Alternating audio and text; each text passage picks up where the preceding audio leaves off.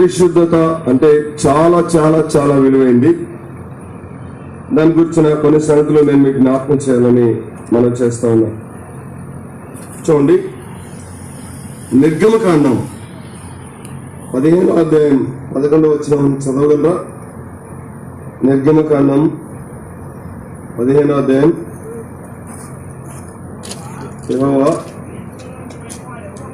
యెహోవా వేల్పులలో నువ్వంటి వాడెవడు? పరిశుద్ధతను బట్టి నీవు మహనీయుడవు, స్తుతి కీర్తనను బట్టి పూజ్యుడవు, అద్భుతములు చేయవాడు. దేవుని వాక్యాన్ని మనం జ్ఞాపకం చేసుకుంటున్నప్పుడు ఈ భాగంలో జ్ఞాపకం చేస్తూ చెప్తాడు, నువ్వు అద్భుతములు చేయవాడు, కానీ పరిశుద్ధతను బట్టి నీవు మహనీయుడు. లేవికాండం చూడండి, 11వ అధ్యాయం 44వ వచనం. లేవికాండం, నేను మీ దేవుడైన యెహోవాను, నేను పరిశుద్ధుడను కనుక మీరు పరిశుద్ధులై ఉండినట్లు మిమ్మల్ని మీరు పరిశుద్ధ పరచుకొనవలెను. నేను పరిశుద్ధుణ్ణి కాబట్టి మీరేమై ఉండాలి? పాత నిబంధన గ్రంథంలో చెప్పబడిన ఈ లేఖన భాగాలు మనం ఆలోచన చేస్తా ఉన్నప్పుడు 45 కూడా చూడైనా, నేను మీకు దేవుడిని ఉండుటకు ఐగుప్తు దేశం నుండి మిమ్మల్ని రప్పించిన యెహోవాను, నేను పరిశుద్ధులు కనుక మీరు పరిశుద్ధులు కావాలను. నేను మిమ్మల్ని ఒక మాట అడుగుతాను, చెప్పండి. సహజంగా ఇక్కడ సేవకులు కూడా ఉన్నారు, మిమ్మల్ని కూడా ఒక మాట అడగాలనుకుంటున్నాను. అదేంటంటే, పరిశుద్ధులైన 25 మంది ఉంటే సరిపోద్దా, లేకపోతే సంఘంలో ఒక 200 మంది 300 మంది 500 మంది చేర్చబడాలా? మీరు చెప్పండి. ఎక్కడైనా సేవకులు పెద్దలు చెప్తే బాగుంటుంది.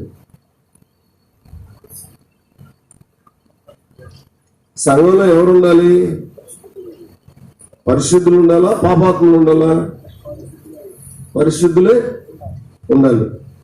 కానీ ఎవరు పరిశుద్ధులు ఎవరు అపవిత్రులు మనం గెస్ చేయడం కష్టం. మహిమల దేవుడు సంఘాన్ని అలా ఉంచాడు.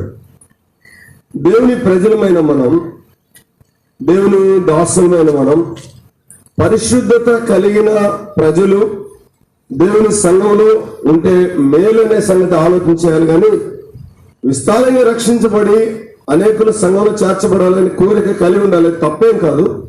కానీ వాడు పరిశుద్ధులై ఉండాలి. ఏమై ఉండాలి?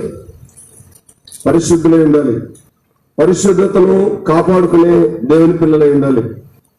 19 చూడండి, లేవికాండం 19:5. 19:5 చూడగలరా? మీరు యెహోవాకు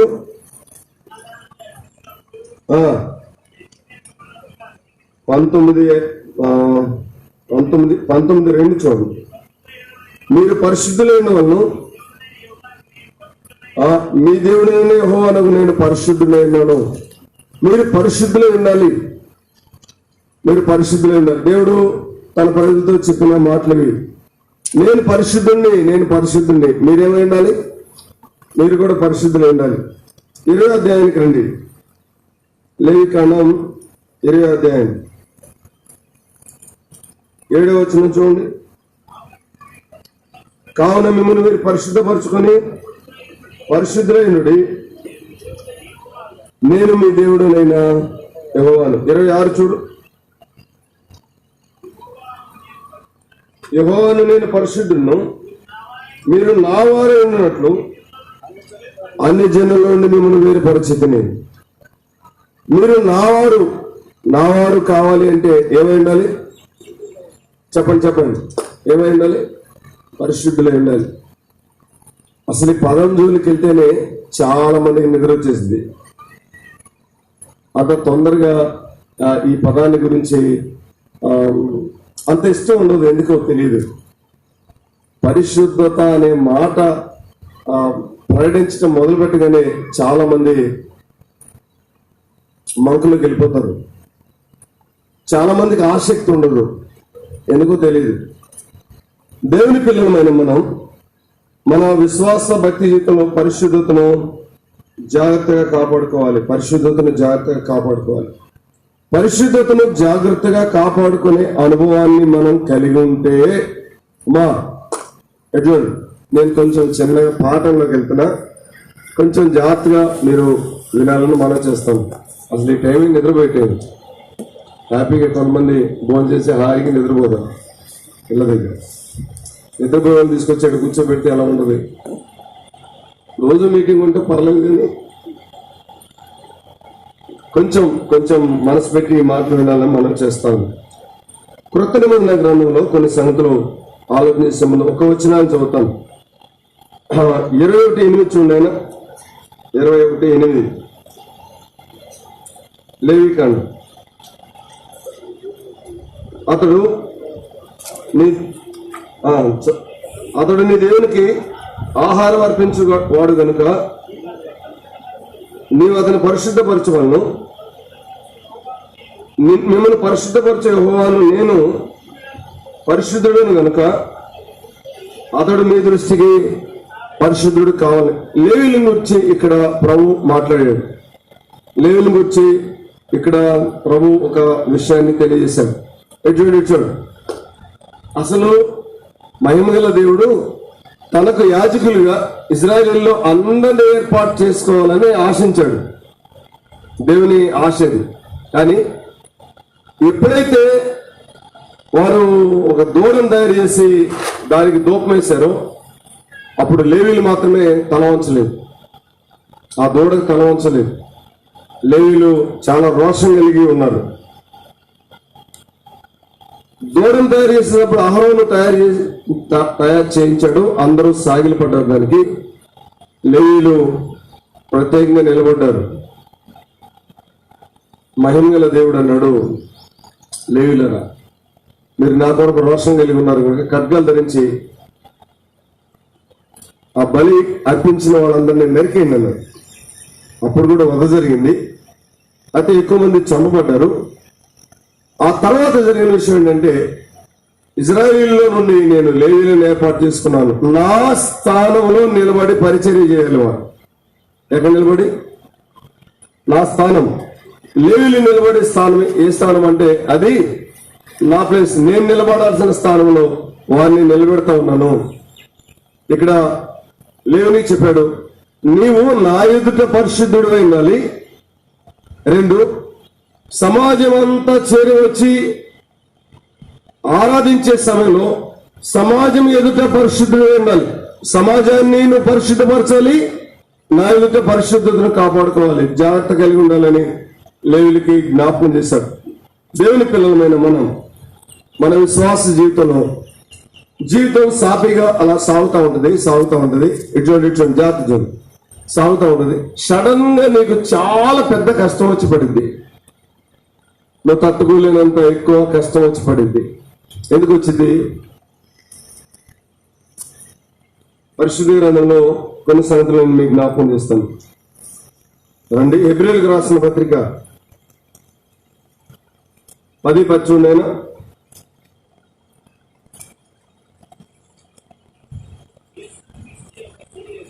యేసుక్రీస్తు యొక్క శరీరము ఒక్కసారి అర్పింపబడుట చేత ఆ చిత్తమును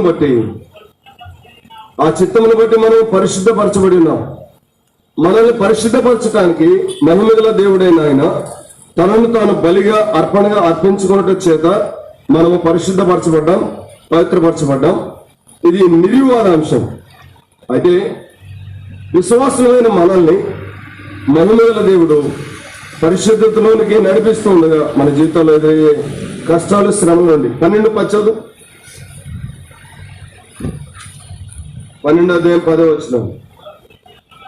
వారు కొన్ని దినముల మటుకు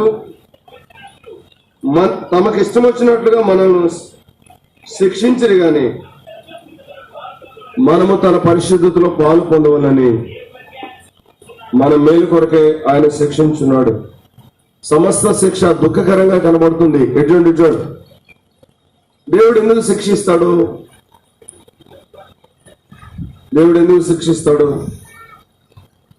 మనము తన పరిశుద్ధతలో పాలు పొందాలి. మనము తన పరిశుద్ధతలో పాలు పొందవాలని ఆయన మనల్ని శిక్షిస్తాడు. మన విశ్వాస జీవితంలో చాలా జాగ్రత్తగా ఆలోచించాల్సిన విషయం ఇది. కొన్ని దినముల మటుకు తమకు ఇష్టం వచ్చినట్లుగా మనల్ని శిక్షించరి. బాగున్న కుటుంబం సడన్ గా చాలా ఇబ్బందికరమైన ఆయాసకరమైన పరిస్థితుల్లోనికి నెట్టబడింది. దానికి గల ప్రధాన కారణం కొన్నిసార్లు మనకు అర్థం కాదు, ఏంటి ఈ కుటుంబం చాలా బాగానే ఉంది కదా అని. సంథింగ్ ఎటువంటి చాలా జాగ్రత్తగా ఆలోచన. ఎక్కడో పుట్టిద్ది, అంతరంగంలో ఎక్కడో పుట్టిద్ది. ఏంటి అంటారు కదా, ఎంతటి వాడికైనా ఏం తెగులు ఉంటుందంట, రెమ్మ తెగులు ఉంటుందంట. అట్లాంటి తెగులు ఏదో పుట్టింది.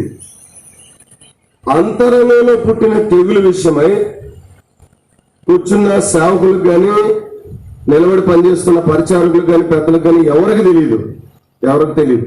పాపం ఎప్పుడు సడన్ గా వచ్చే ఉప్పినలాగా మనం ఎత్తుకొని పోదు. అది చిన్నగా నీ మనసులోని ప్రవేశించింది. చిన్నగా కొంచెం స్ప్రెడ్ అయింది, ఇంకొంచెం స్ప్రెడ్ అయింది, ఇంకొంచెం మొత్తాన్ని ఆక్రమించింది. ఎవరికి తెలిసింది? ఎవరికి తెలుసు?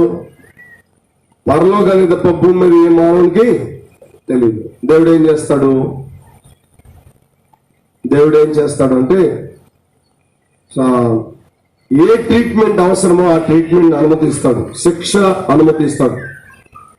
అనుమతించినప్పుడు దేవుని పిల్లలమైన మనం ఈ లేఖనాన్ని మనం జ్ఞాపకం చేసుకుంటాం అన్నప్పుడు, శిక్ష ఇష్టంగా ఉంటుందా, కష్టంగా ఉంటుందా? చెప్పండి. శిక్ష వచ్చినప్పుడు ఎలా ఉంటుంది? చాలా సంతోషంగా ఉంటుందా? ఎలా ఉంటుంది? కష్టంగా ఉంటది. కొన్నిసార్లు నిత్యం చేసి పెట్టుకుంటాం, ఏంటి ప్రభు ఇది అర్థం కాదు. గుర్తుపెట్టుకోండి, ఎవరైనా గుర్తుపెట్టుకోండి, అందరికీ అన్నిటికీ ఒకే ఒక టాబ్లెట్. ఎక్కడైనా వ్యాక్సిన్ వస్తే కదా, దేనికైనా వ్యాక్సిన్ వచ్చింది అనుకోండి, ఒకే టాబ్లెట్ 4 టాబ్లెట్లు ఉంటాయా? ఒకటే. అది వేస్తే ఆ రోగం ఏమైంది? కథం. సమస్యలు వచ్చినాయి అంటే చెక్ యువర్ ఇన్నర్. నీ అంతరంగాన్ని పరిశీలించుకో. సమస్యలు వచ్చినాయి, నీకు తెలియకుండా కష్టాలు వచ్చి పడి నీ జీవితంలో అంటే నీ అంతరంగాన్ని పరిశీలించుకో. ఎక్కడైనా తప్పిపోయావా? ఎక్కడైనా లోటు కలిగి ఉన్నావా? ఏ పాపమైనా నీలో ప్రవేశించిందా? చెక్ చేసుకో. దేవుడు కనికరిస్తాడు. దేవుడు తన పిల్లల జీవితాలను కూడా దేవుడు కాపాడేవాడు, కుటుంబాలను కూడా కాపాడేవాడు. అద్భుతంగా కాపాడుతాడు విశ్వాసులైన వారి జీవితాలు. మన జీవితంలోనికి ప్రవేశిస్తేనే కాదు, కుటుంబంలోనికి ప్రవేశించిన దేవుడు అని మనకి చేస్తాడు. ఓ సహోదరి ఇట్లా కూర్చొని మీటింగ్ లో వాక్యం వింటా ఉంది. ప్రభు అన్నాడు, నువ్వు అర్జెంటుగా బయలుదేరి ఇంటికి వెళ్ళిపోను. ఆమె దేవునితో అంత సన్నిహితంగా ఉంటుంది, క్లోజ్ గా ఉంటుంది. ఇంటికి వెళ్ళని చెప్పాడు. ఇంటికి వెళ్ళేసరికి ఇంకా బయలుదేరి బైబిల్ తీసుకుని వెళ్ళింది. ఇంటికి వెళ్ళేసరికి ఎటువంటి పెద్ద షాక్ అయిపోయే విషయం ఏంటంటే, ఆ భర్త వేరొక స్త్రీతో ఇంట్లో ఉన్నాడు. పాపం చేయలేదు, ఇంకా పాపం చేయటానికి రెడీగా ఉన్నారు వాళ్ళు. ఆ టైంలో ఇంటికి వెళ్ళి తలుపు తీస్తే అందరూ లోపల ఇద్దరు ఉన్నారు. ఈమెను చూసి ఆమె సిగ్గుతో తల ఉంచుకొని వెళ్ళిపోయింది. భర్త నిలబడి ఉన్నాడు, ఏం మాట్లాడలేదు. దొరికాడు, ఏం మాట్లాడలేదు. వెంటనే ఆమె భర్త కాళ్ళ మీద పడింది. నీ ఎడలో నేను తప్పు చేస్తే క్షమించండి, కానీ దేవునికి విరోధమైన పాపం నువ్వు పాపం చేస్తున్నావని నాకు తెలియదు, కానీ ఎవరికి తెలుసు? నా దేవునికి తెలుసు. నా దేవుడే పంపించాడు. వాస్తవంగా నేను కూర్చున్న మీటింగ్ లో వాక్యం వినాలి. ఈ స్థలానికి లేచి రావడానికి గల కారణం ఏంటంటే, నువ్వు లేచి అర్జెంటుగా ఇంటికి వెళ్ళి ప్రభువే పంపించాడు నన్ను, నువ్వెన్నడూ పాపం చేయొద్దు అని కాళ్ళు పట్టుకుని ఏడుస్తూ ఉంటే తాను కూడా ఏడ్చాడు. ప్రభునందు విశ్వాసం ఉంచాడు, రక్షించబడ్డాడు, సంఘానికి రావటం ప్రారంభించాడు. సంఘంలో ఒక అద్భుతమైన పరిచారకుడిగా తాను చేయబడ్డాడు. దేవుని పిల్లలమైన మనం మన నుండి ప్రభు కోరుకునేది పరిశుద్ధత, పరిశుద్ధత, పరిశుద్ధత, ముమ్మాటికి పరిశుద్ధత. 14 వచనం చూడండి, 12-14, ఎబ్రీ 12-14. అందరితో సమాధానమును పరిశుద్ధత కలిగి ఉండటం ప్రయత్నించుడి, పరిశుద్ధత లేకుండా ఎవరు ప్రభుని చూడ్డు. ఎటువంటి చాలా మంది రక్షించబడ్డాను నేనని చెప్తారు. ఇది నాకు అర్థం కాని విషయం. మేము రక్షించబడ్డామండి అని చెప్తారు, కానీ పాపంలో కొనసాగుతుంటారు. ఇప్పుడు వాళ్ళు నిజంగా రక్షించబడ్డ వాళ్ళేనా? చెప్పండి. పాపములో కొనసాగేవాడు రక్షించబడినవాడేనా? రక్షించబడినవాడేనా? రక్షించబడిన వాడు ఎన్నడూ పాపము చేయడు, చెయ్య జాలడు. ఇన్ కేస్ ఒకవేళ పడినా అందులో ఆ వ్యక్తి ఉండలేడు, ఏడుస్తూ వస్తాడు, కన్నీరు కారుస్తూ వస్తాడు. కానీ చాలా మంది పాపంలోనే కొనసాగుతున్నారు. ఇక్కడ అంటాడు పరిశుద్ధత లేకుండా ఎవడు ప్రభుని చూడ్డు. ఎందుకు? పరిశుద్ధత విషయమై ఇంత కష్టాన్ని, ఇంత నియమాన్ని, నిబద్ధతను కలిగి ఉన్నాడు దేవుడు అంటే పరిశుద్ధత లేకుండా ఎవడు ప్రభుని చూడ్డు. మహిమగల దేవుని సన్నిధిలో ఉన్న మనం జాగ్రత్త కలిగి ఉండాలి, జాగ్రత్త కలిగి ఉండాలి. పరిశుద్ధ గ్రంథంలో ఒక మాట జ్ఞాపకం చేస్తా, ఇది కొద్దిగా కష్టమైంది. సంఖ్యాకాండం చూడండి, 18 లేక లేవి కాండం 10:1 చూడండి. లేవి 10:1. త్వరగా సోదరులారు త్వర చదవాలి. అహరోను కుమారులైన నాదాబు అబీహులు తమ తమ ధూపార్తను తీసుకుని వాటిని నిప్పు నుంచి వాటి మీద ధూపద్రవ్యం వేసి యెహోవా తమకు ఆజ్ఞాపించిన వేరొక అగ్నిని ఆయన యెహోవా సన్నిధిని ఉండి అగ్ని బయలుదేరి వారిని కాల్చివేశాను. వారు యెహోవా సన్నిధిని మృతి పొందిరి. అప్పుడు మోషే అహరోను తిట్లను, ఇది యెహోవా చెప్పిన మాట, నా యొద్ద నుండి వారి యందు నేను పరిశుద్ధపరచుకొందును, నేను నన్ను పరిశుద్ధపరచుకొందును, ప్రజలందరూ ఎదుట మహిమపరచుకొందును. ఎట్లుండి పరిశుద్ధత అనేది చాలా చాలా ప్రాముఖ్యమైంది. వాళ్ళు చాలా తేలిక తీసుకున్నారు. అహరోను కుమారులు నాదాబు అబీహులు ఏం చేశారు? దేవుడు వారిని యాజకులుగా ఏర్పాటు చేశాడు. ఆజ్ఞాపించిన అగ్నిని తీసుకొని వచ్చి బలిపీఠం పైన ఉంచాలి. కానీ ఏం చేశారు? ఆజ్ఞాపించని వేరొక అగ్నిని తీసుకొచ్చారు. దేవుని యొద్ద నుండి అగ్ని వచ్చి వారిని తగలబెట్టింది. దేవుడు అన్నాడు, నన్ను నేను పరిశుద్ధపరచుకుంటాను, నా దగ్గర సేవ చేసేవారు ఎందని. సహోదరులారా, సేవా జీవితంలో పరిశుద్ధతను కాపాడుకోవటం చాలా కష్టమైంది. నీ సేవ వీటన్నిటికంటే మొత్తం అన్ని సంచి పక్కన పెట్టి పరిశుద్ధపరచబడిన అనుభవంలోనికి వచ్చిన తర్వాత మాత్రమే ఏం చేయాలి? సేవ చేయాలి. పరిశుద్ధత విషయంలో లోపం ఉంటే మనం సేవకు పనికిరాం. ఇస్తిరావతలు పడేస్తాడు దేవుడు. ఎవడికి కావాలి నువ్వు చేసే సేవ? పరిశుద్ధత లేకుండా నేను చేసే సేవను దేవుడు అంగీకరించడం మీరు గుర్తిస్తే మంచిది. సేవ చేసే వ్యక్తి పరిశుద్ధత కలిగి, ఒక్క చిన్న విషయమే ఇది. వాళ్ళ జీవితాలు ఏం పాడు చేసుకోలేదు, వాళ్ళ జీవితాలు బాగానే ఉన్నాయి. కానీ చెప్పిన పని చెప్పినట్టు చేయలే. అంటే చెప్పిన పని చెప్పినట్టు చేయకపోతే వారు వేరొక అగ్నిని తీసుకొచ్చారు. దేవుని దగ్గర నుండి రావాల్సిన అగ్ని వచ్చి వారిని కాల్చివేసింది. దేవుని పిల్లలమైన మనం చాలా చాలా జాగ్రత్త కలిగి ఉండాలి. నిర్గమకాండంలో ఒక భాగాన్ని నేను మీకు జ్ఞాపకం చేస్తాను. చూడండి, 19వ అధ్యాయం, త్వరగా 19వ అధ్యాయం 4వ వచనం చూడండి. నేను ఐగుప్తులకు ఏమి చేసినో మిమ్మల్ని గద్దరెక్కల మీద మోసి నా ఎదుగు తెచ్చినట్లు నా ఎదుగు మిమ్మల్ని నెట్లు చేర్చుకుంటున్నాం మీరు చూచితిరి. కాగా మీరు నా మాట శ్రద్ధగా విని నా నిబంధన అనుసరించి నడిచిన ఎడల సమస్త దేశ జనులలో నాకు స్వకీయ సంపాద్యమగుదురు. 6వ వచనం ముఖ్యమైనది.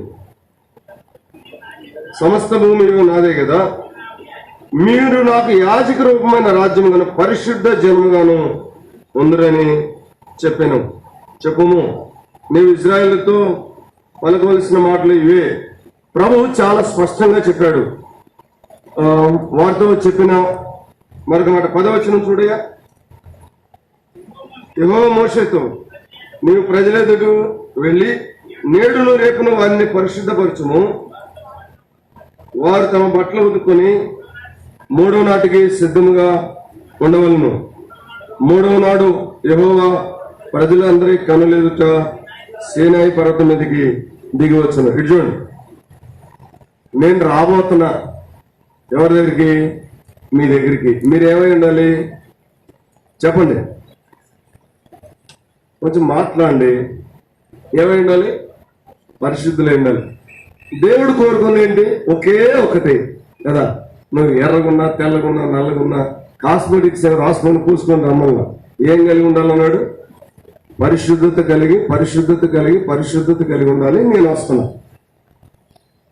పరిశుద్ధత విషయంలో ఎవడైనా భంగం కలిగిస్తే చచ్చిపోతాడు. నాకేం కాదు, నేను వస్తే మీరు చచ్చిపోతారు. ఒక్కడు కూడా బ్రతకడు. కాబట్టి మీరు చాలా జాగ్రత్త కలిగి ఉండాలి. పరిశుద్ధులై ఉండాలి. ఈ మాటలు ప్రభు జ్ఞాపకం చేస్తూ 22, 23 వచనాలు చూడండి.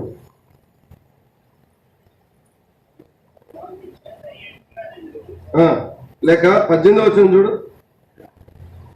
19, 18. యెహోవా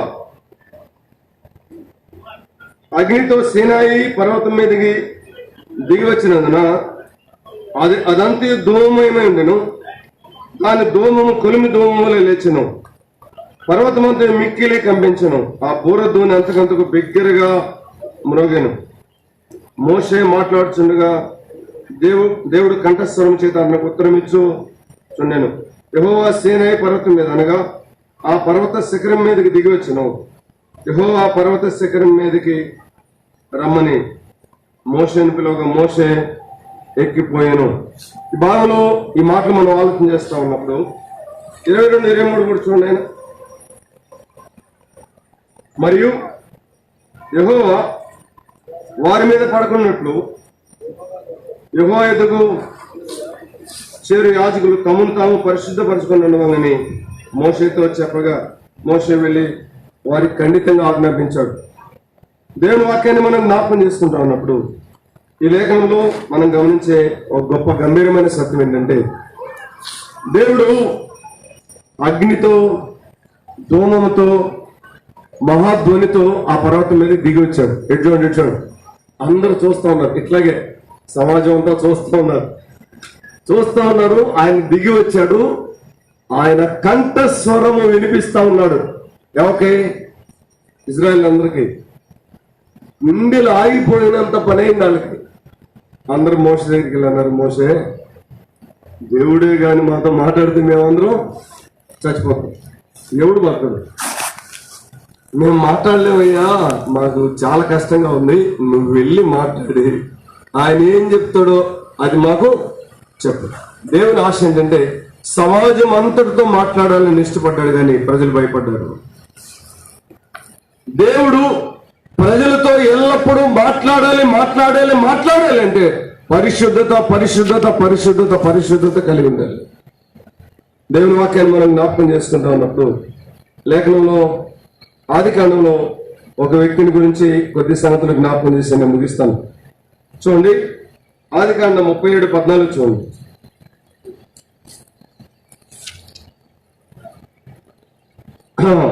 లేక 37:14 అవసరం లేదు, కానీ 39:2 చూడండి. ఆదికాండం 39:2. యెహోవా యోసేపునకు తోడై ఉండెను కనుక అతడు వర్ధిల్లుచు తన యజమానుడు ఐగుప్తుని ఎంట ఉండెను. యెహోవా అతనికి తోడై ఉండెననియు అతడు చేసినంత యెహోవా సఫలము చేసిననియు అతని యజమానుడు చూచినప్పుడు ఎటువంటి దేవుడు నాకు తోడుగా ఉన్నాడు అనే విషయం ఇతరులకు తెలిసిద్దా తెలీదా? మీరు చెప్పాలి. కొంచెం కొద్దిగా కొంచెం యాక్టివ్గా ఉన్నాం. ఒక 10 నిమిషాలు బతినాడుతుంది.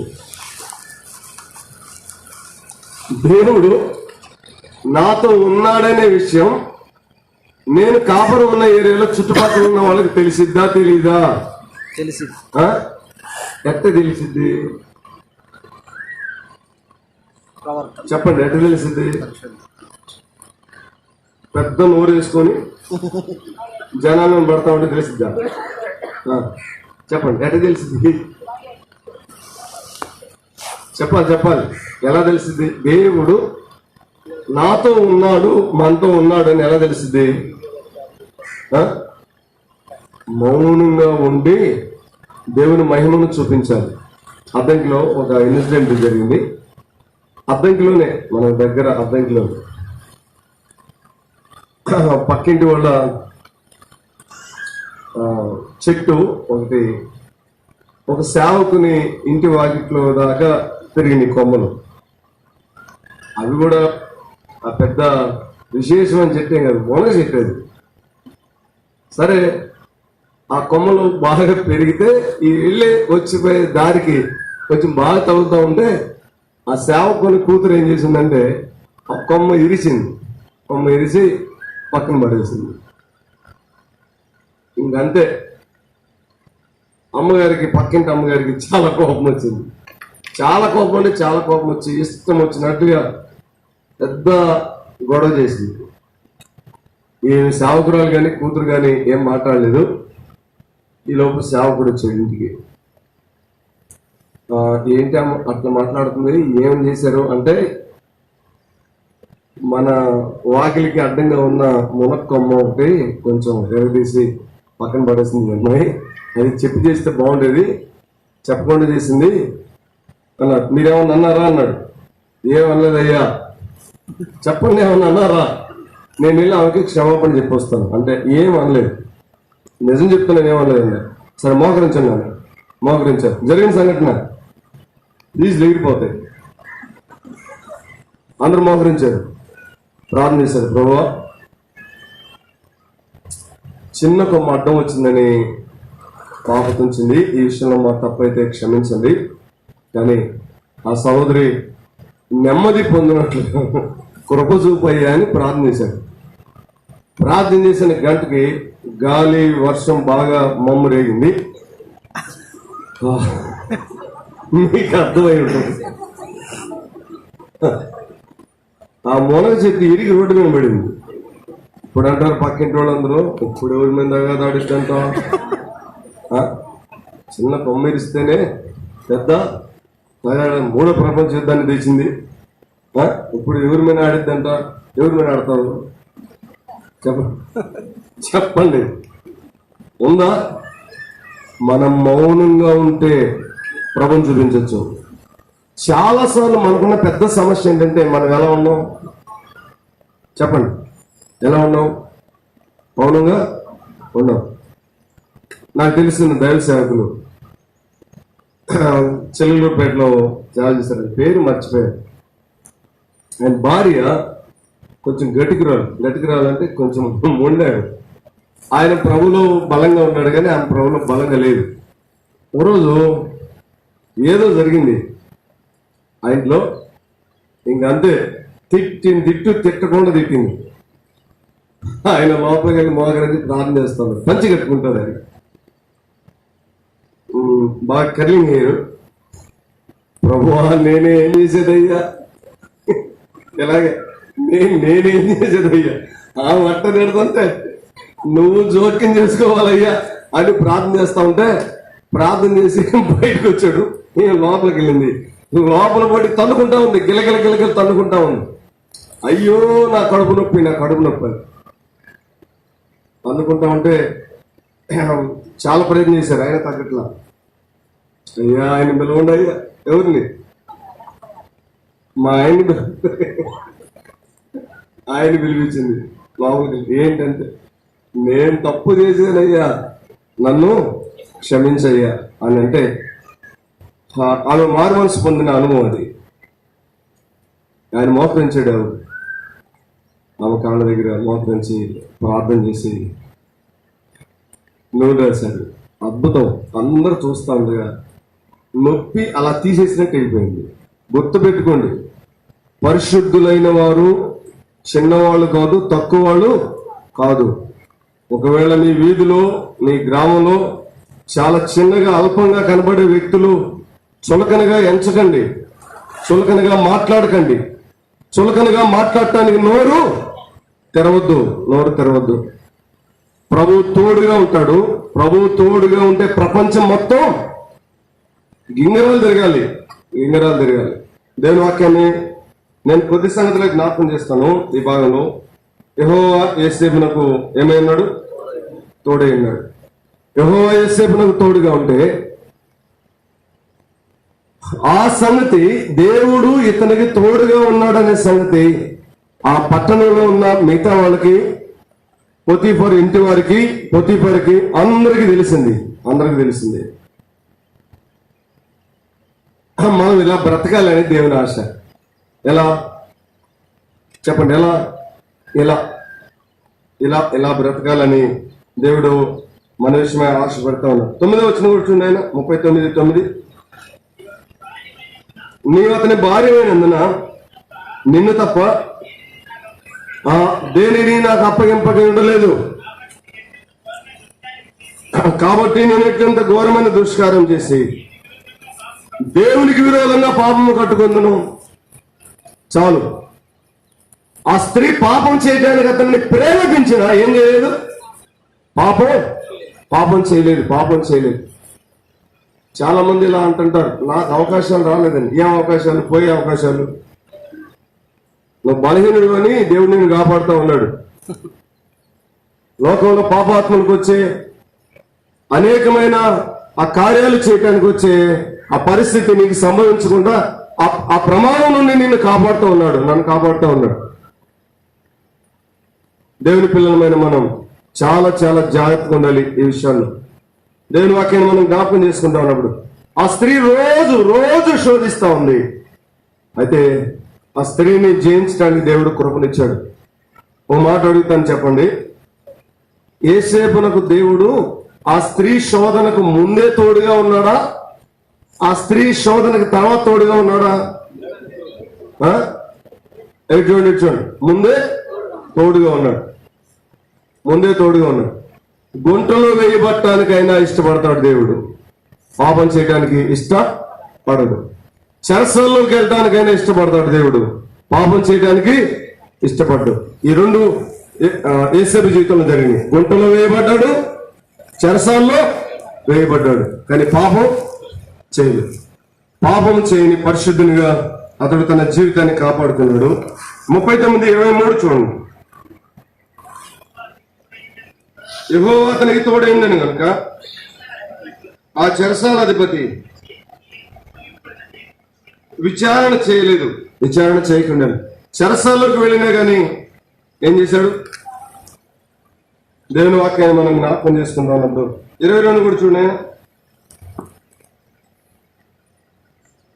చెరసాలధిపతి ఆ చెరసాలలోనున్న ఖైదీలనందరినీ యోసేపునకు అప్పగించెను. ఒక ఆశ్చర్యకరమైన సంగతి ఏంటంటే,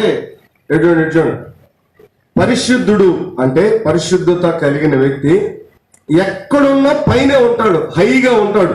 వాడు ఎక్కడున్నా, ఏ స్థితిలో ఉన్నా, ఇంటిలో యోసేపు తండ్రి దగ్గర ఉన్న ఇంటిలో హైగానే ఉన్నాడు. పోతీఫర్ దగ్గరికి వచ్చిన తర్వాత ఆ ఇంట్లో హైగా ఉన్నాడు. చెరసాల్లో వేశారు, చెరసాల్లో కూడా ఎలా ఉన్నాడు? చెరసాల్లో కూడా హైగానే ఉన్నాడు. ఎక్కడుంటే అక్కడ టాపులోనే ఉంటాడు. టాపులో ఉంచేది దేవుడు. దానికి గల కారణం పరిశుద్ధతే. పరిశుద్ధతను బట్టి దేవుడు ఉన్నతమైన స్థానంలోనికి యోసేపును హెచ్చించాడు. దేవుని వాక్యాన్ని ఒక 4 సంగతులు నేను మీకు జ్ఞాపకం చేస్తాను. యేసయ్య విషయంలో దేవుడు ఎంత కనికరాన్ని కృపను చూపడానికి ఇష్టపడ్డాడు అంటే 41:38 చూడండి. 41:38 అతడు తన సేవకులను చూచి ఇతని వల్లే దేవుని ఆత్మ గల మనిషిని కనుగొనగలమా? ఎటువంటి నాకు ఇప్పటికీ అర్థం కాని ఆశ్చర్యాన్ని కలిగించే ఒక ప్రశ్న ఇది ఏంటంటే, యేసేపు దేవుని ఆత్మ కలిగిన వాడు అని ఎవరికి అర్థమైంది చెప్పండి? ఫరోకి అర్థమైంది. ఏ కాలంలో? పాత నిబంధన కాలంలో, చాలా అజ్ఞాన కాలంలో. ఎవరికి అర్థమైంది? ఆరాధన చేసే మనం దేవుని ఆత్మ కలిగి ఉన్నామో లేదో ఎవరికి అర్థం కావట్లేదు చెప్పండి? సేవకులకి అర్థం కావట్లేదు. ఎందుకని? అట్లా పాత నిబంధన గ్రంథంలో ఇతని వల్ల దేవుని ఆత్మ కలిగిన మనుషుని కనుగొనగలమా అని బహుశా అతడు చెప్పిన సమాధానం కావచ్చు, అతడు దైవాత్మ కలిగి ఉన్నాడు అని కనుగొనటానికి.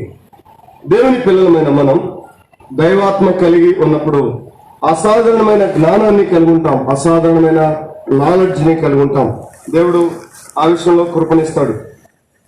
దేవుని ఆత్మ కలిగిన మన జీవితంలో దేవుడు తన కృపను కనికరాన్ని విస్తరింపజేస్తాడు. 41వ అధ్యాయం 42 నుండి చూడండి.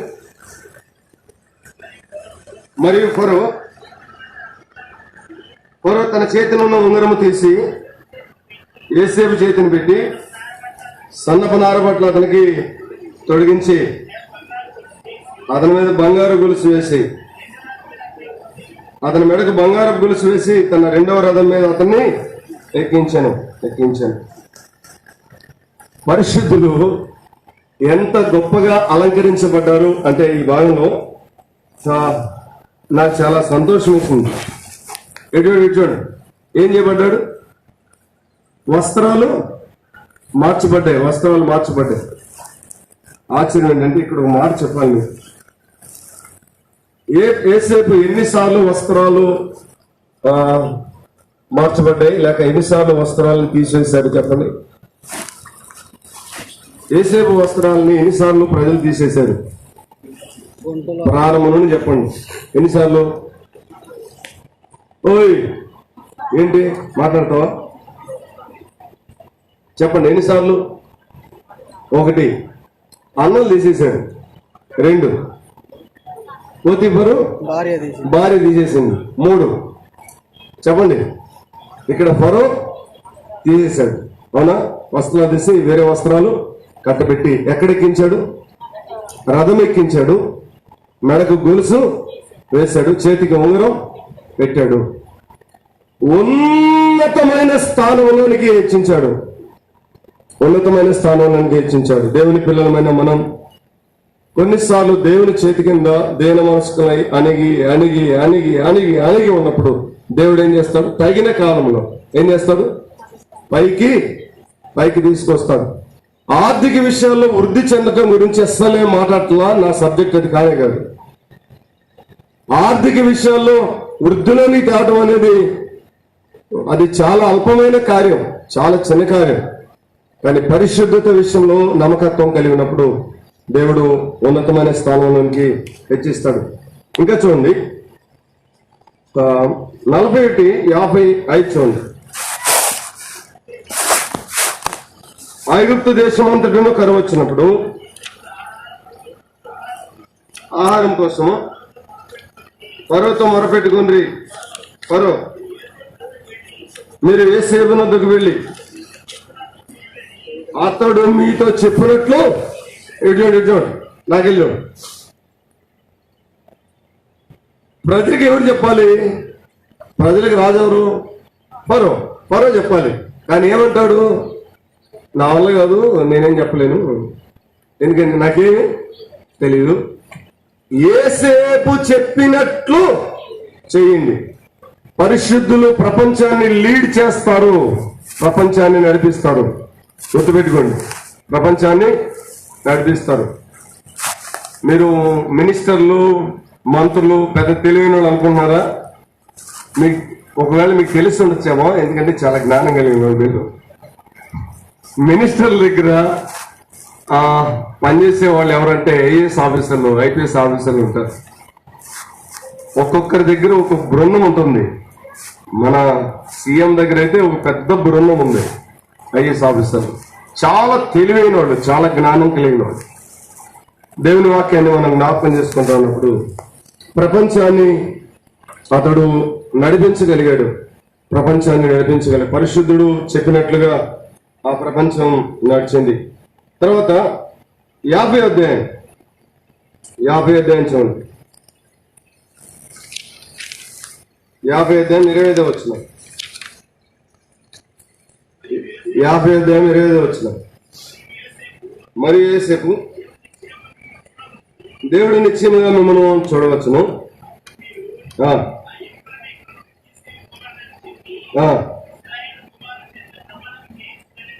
ఇక్కడ కొన్ని సంగతులు నేను మీతో చెప్పి నేను క్లోజ్ చేస్తాను. నేను చెప్పిన టైం అయిపోయింది. అదేమంటే, యేసేపు నా ఎముకలు ఇక్కడి నుంచి తీసుకుని వెళ్ళానని చెప్పాడు. ఎవరితోటి? అప్పటికి ఎన్ని సంవత్సరాలు చెప్పండి? ఎన్ని సంవత్సరాలు అయింది? 400 సంవత్సరాలు ఇంచుమించుగా. అంటే ఈయన వయసు ఒకవేళ తగ్గించినా ఒక 350 సంవత్సరాలు నిక్కచ్చిగా ఉంటుంది. ఇటు చూడండి, మీరు నాకెళ్ళి చూడండి. వెనక కుర్చీలో కూర్చున్న వాళ్ళు కూడా నాకెళ్ళి చూడండి. 300 సంవత్సరాలు ఒక వ్యక్తి ఎముకలు ఉంటాయా? ఉంటాయా? నేను చెప్పండి, ఉంటాయా? ఉండవు. మామూలుగా ఏ సమాధులు పెట్టినా, ఎక్కడ పెట్టినా ఉండవు. కానీ యేసేపు ఎక్కడ పెట్టించాడంటే పిరమిడ్స్ ని రూపం నుంచి పిరమిడ్స్ లోపల తన ఎముకలు పెట్టించాడు. మీరు వెళ్ళిపోయేటప్పుడు వీటిని తీసుకొని వెళ్ళండి అని చెప్పాడు. ప్రపంచానికి పిరమిడ్స్ ని రూపించిన వాడు, రూపకర్త ఎవరంటే జోసెఫ్. ఇప్పటికే ఆశ్చర్యాన్ని కలిగించేవి పిరమిడ్స్ ఈజిప్ట్ దేశంలో ఉన్నాయి. పిరమిడ్స్ ని గురించి ఆలోచన చేస్తూ ఉంటే చాలా ఆశ్చర్యమైంది. పిరమిడ్స్ ని రూపొందించిన వాడు, పిరమిడ్స్ ని అసలు కట్టిన వాడు ఎవరంటే యేసేపే. అందుకే పిరమిడ్స్ లో ఫరో, ఆ వంశానికి చెందిన ఫరోల యొక్క అందరి శవాలు పిరమిడ్స్ లో ఉన్నాయి. మీరు కావాలంటే ఇప్పటికెళ్ళి చూడండి. పిరమిడ్స్ ఎందుకు కట్టారు అంటే శవాలు పెట్టడానికే. అర్థమైందా? ఓ సోదరులారు, అర్థమైందా? పిరమిడ్స్ ని కట్టడానికి కారణం ఏంటంటే శవాలు పెట్టడానికే. ఇప్పటికీ ఐగుప్తీయుల ఫరోల యొక్క శవాలు అందులో ఉన్నాయి. ఒకటి, పిరమిడ్స్ ని రూపొందించాడు. 2, ఫుడ్ కార్పొరేషన్ అంటే ఆహార ధాన్యాన్ని నిల్వ చేసి కరువులో దాన్ని పంచిపెట్టే పద్ధతిని ఏర్పాటు చేసిన వాడు ఎవరు అంటే చెప్పండి, ఎవరు? యేసేపే. మీ పొలాలన్నీ కౌలుకి ఇవ్వాలి అని కౌలు సిస్టాన్ని తీసుకొచ్చిన వాడు యేసేపే.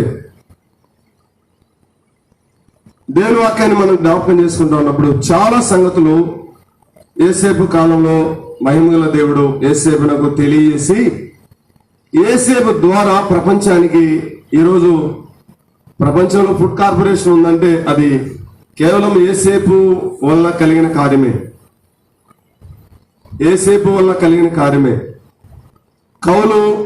కౌలు పద్ధతి, కౌలు సిస్టమ్ అంతా ఉంది అంటే కేవలం యేసేపు వల్ల కలిగిన కార్యమే. మహిమగల దేవుడు పరిశుద్ధులైన వారి ద్వారా ప్రపంచానికి గొప్ప గొప్ప ఆవిష్కరణలు చేస్తాడు. అమ్మా ఇటు చూడండి, నాకెళ్ళి చూడండి. నీ ద్వారా, నా ద్వారా, మన ద్వారా పరిశుద్ధతను కలిగి నమ్మకస్తులుగా ప్రభు కొరకు మనం జీవిస్తూ ఉండగా దేవుడు గొప్ప కార్యాలు, బలమైన కార్యాలు చేస్తాడు. బలమైన కార్యాలు, ఆశ్చర్యకరమైన కార్యాలు చేస్తాడు. కొన్నిసార్లు ఇతరులు నమ్మలేని కార్యాలు కూడా చేస్తాడు.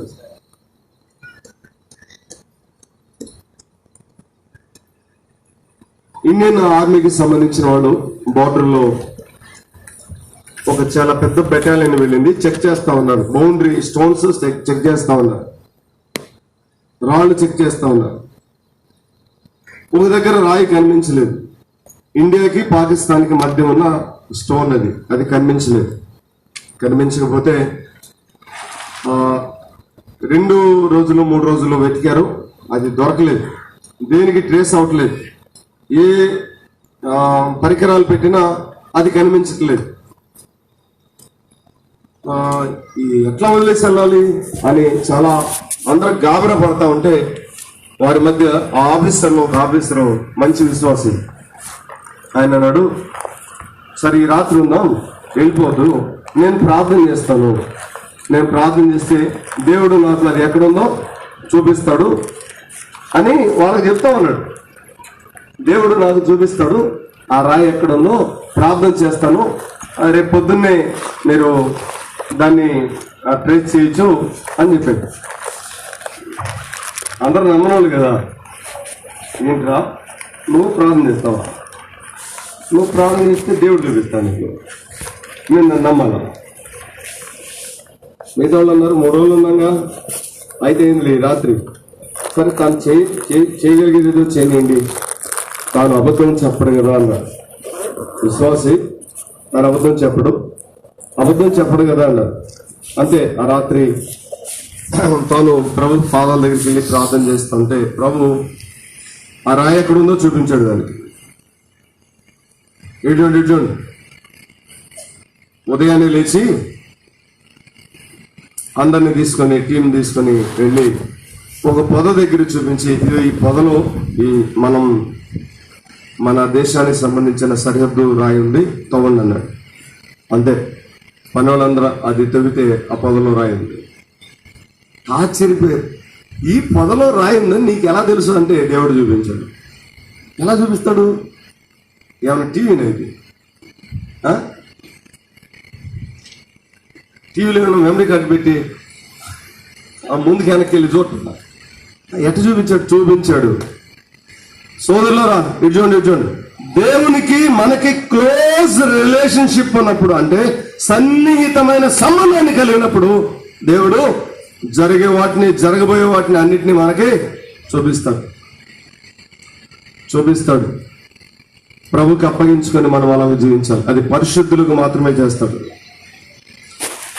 400 సంవత్సరాల తర్వాత జరగబోయే కార్యాన్ని యేసేపు తన సహోదరులకి చెప్పాడు. ఏమని? నిశ్చయంగా దేవుడు మిమ్మల్ని వస్తాడు, ఎక్కడి నుంచి మీరు వెళ్ళిపోతారు, మీరు వెళ్ళిపోయేటప్పుడు నా ఎముకను కూడా తీసుకొని వెళ్ళిపోండి, ఉంచొద్దు ఎక్కడ, వాగ్దాన భూమిలోనికి నా ఎముకల్ని తీసుకొని వెళ్ళిపోండి. ఎంత గొప్ప నిరీక్షణ ఇది! ఎంత గొప్ప నిరీక్షణ ఆలోచించండి. చిన్న విషయమా? మనం చదువుకోవడానికి చెప్పుకోవడానికి చిన్న విషయాలు, కానీ వారి జీవితాలు. ఒక్క పరిశుద్ధుడు ప్రపంచాన్ని వెలిగించాడు. దేవుని పిల్లలమైన మనం ఇంతమంది ఉన్నాం. పరిశుద్ధతను కాపాడుకుంటూ విశ్వాస జీవితంలో నమ్మకంగా జీవిస్తూ ఉంటే ఎటువంటి మంట మండాలి. ఏం మండాలి?